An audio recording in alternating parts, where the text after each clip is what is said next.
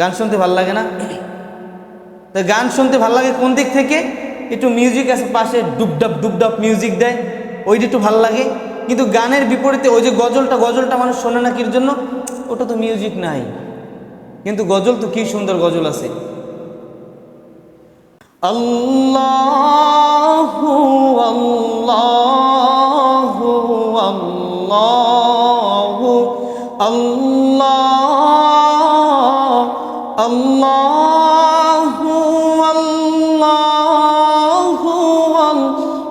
আল্লাহু আল্লাহ আসুবহু বাদা মিন طلعته والليل دجى من وفرته है नूर सहर चेहरे से तेरे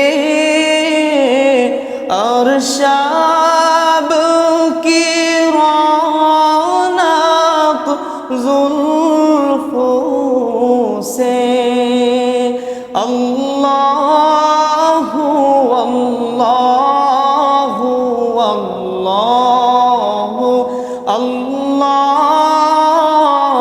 अल्लाहु अल्लाहु अल्लाहु अल्लाह। কি সুন্দর আল্লাহ তাআলাকে ডাক, সুবহানাল্লাহ, কি সুন্দর আল্লাহ তাআলাকে ডাকা হয়। এই যে গজলগুলো, কোরআন তেলাওয়াতগুলো, এগুলো মানুষ শোনে না, শোনে কি? গান। ওই যে একটু মিউজিক আছে, শুনতে একটু ভালো লাগে, শুনলে একটু গার ভিতরে একটা ভাব চলে আসে।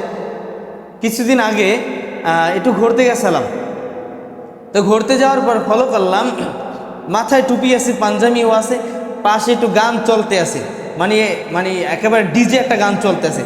এখন হুজুর পাইতে যায় একটু এরকম করে, এরকম মানে তালুর ঠিক আছে, ওই যে ডিজেতে গান চলে সেটা একটু তালুর ঠিক আছে।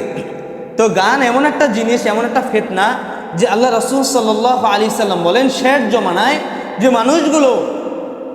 জমানায় মানুষগুলো এমন একটা পর্যায়ে চলে যাবে, আস্তে আস্তে ধ্বংস হয়ে যেতে থাকবে।